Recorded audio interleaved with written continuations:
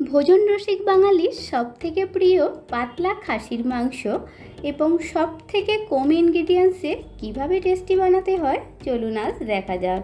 তার জন্য আদা রসুনটা ফার্স্টেই আমি বেটে নেব, তবে আপনি চাইলে গ্রাইন্ডারে গ্রাইন্ড করেও নিতে পারেন আদা রসুন। একটি বাটিতে হাফ বাটি জল দিয়ে নেব, তাতে একটি রসুন ভালোভাবে খোসা ছাড়িয়ে 5 মিনিট ভিজতে দেব। এর ফলে রসুনের মাথার এই নোংরাটাও বেরিয়ে আসবে। অপরদিকে একটি কড়াই বসিয়ে তাতে 25 গ্রাম সরিষার তেল খুব ভালো মতন গরম হয়ে এলে 3টি এলাচ একটু মুখটা ফাটিয়ে দিয়ে দিচ্ছি, আর দিয়ে দেব 1 টুকরো দারচিনি, কয়েকটি লবঙ্গ, 2টি তেজপাতা এবং 1 চামচের কম কিছুটা চিনি। চিনি দিলে খুব সুন্দর কালারটা হয়। যখন চিনি এরকম ক্যারামেল হয়ে আসবে তখন এতে দিয়ে দিতে হবে কোঁচানো পেঁয়াজ। পেঁয়াজ দিয়ে ভালোভাবে পেঁয়াজটা ভাজা ভাজা করে নিতে হবে। পেঁয়াজ ততক্ষণ ভাজা হতে থাক, অপরদিকে একটি আমরা মশলার পেস্ট বানিয়ে নেব। একটি বাটিতে 1 চামচ হলুদ গুঁড়ো এবং 1.5 চামচ লঙ্কা গুঁড়ো দিয়ে নেব।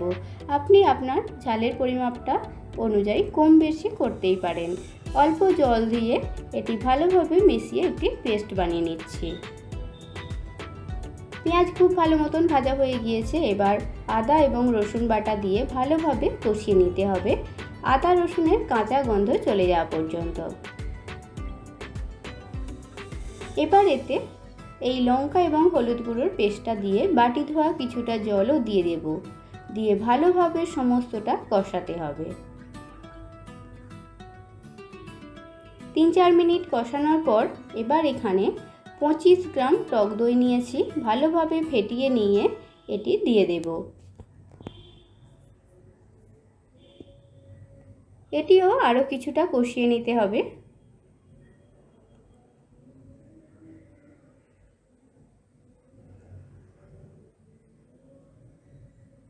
এখানে একটি টমেটো, একটি ছোট সাইজের পেঁপে এবং 3টি কাঁচা লঙ্কা চিড়ে নিয়েছি, এটিও দিয়ে দিচ্ছি। যেহেতু আজকে আমি কড়াইয়ে মাটন কষাটি বানাবো, তাই এখানে আমি কাঁচা পেঁপে ব্যবহার করছি। এই রকম যখন সুন্দর তেল ছেড়ে আসবে, আগে থেকে ধুয়ে পরিষ্কার করে নেওয়া মটনের টুকরোগুলিও দিয়ে দিতে হবে। পেঁপে দেওয়ার ফলে মটন খুব তাড়াতাড়ি সেদ্ধ হয়ে যায়, রান্নার সহজ হয়। তবে পেঁপে দিলে কিন্তু রান্নার কালারটাও অনেকটা কেটে আসে। আপনি চাইলে প্রেসার কুকারেও করতে পারেন। আমি এখানে আজকে কড়াইতেই বানাবো। খুব ভালোভাবে সমস্ত উপকরণ কষিয়ে নিতে হবে। আপনি যতটা সুন্দরভাবে কষাতে পারবেন আপনার মাটন কষা ততটাই বেশি সুস্বাদু হবে। আজকে আমি মাটন আলু দিয়ে বানাবো, তাই এখানে আলু তো লাগবেই। আলু এখানে আমি একটি কড়াইতে সামান্য পরিমাপ সরিষার তেল গরম করে তাতে টুকরো করা আলু, সামান্য হলুদের গুঁড়ো এবং সামান্য লবণ দিয়ে কিছুটা হালকা নাড়াচাড়া করে ভেজে তুলে নেব। খুব বেশি ভাজার দরকার নেই, তবে আপনি চাইলে পেঁয়াজ ভাজার আগেই সেই তেলেতেই আলুটা ভেজে নিতে পারেন। ঢাকা দিয়ে 10 থেকে 15 মিনিট কষিয়ে নেব। সুন্দর আমার কষানো হয়ে গিয়েছে। এবার আমি এখানে গরম জল দিয়ে দেব। আপনি যেই অনুপাতে ঝোল রাখতে চাইবেন সেই অনুপাতে জল দেবেন, তবে যেহেতু কড়াতে আমি মাটনটা সেদ্ধ করব, তাই জলের পরিমাপটা কিছুটা বেশিই লাগবে। এবার আগে থেকে ভেজে নেওয়া আলুর টুকরোগুলো দিয়ে এতে পরিমাপ মতন লবণটা দিয়ে দিতে হবে।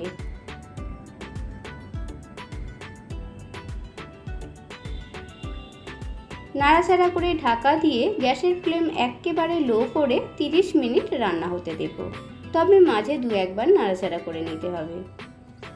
দেখুন কত সুন্দর মাটনটা সেদ্ধ হয়ে গিয়েছে, আপনাদের দেখিয়ে দিচ্ছি। এটি কিন্তু পেঁপে দেওয়ার ফলে ভীষণ তাড়াতাড়ি সেদ্ধ হয়ে গিয়েছে। আপনি চাইলে প্রেসার কুকারেও করে নিতে পারেন, সময়টা অনেকটা বাঁচবে। দেখুন সুন্দর সুস্বাদু মাটন কিন্তু একেবারে রেডি। ছুটির দিনে এই মাটন কষা আপনি সাদা ভাতের সাথে সার্ভ করুন। আশা করছি রেসিপিটি ভালো লাগবে। ভালো লাগলে লাইক, কমেন্ট এবং সাবস্ক্রাইব করে নেওয়ার অনুরোধ রইল।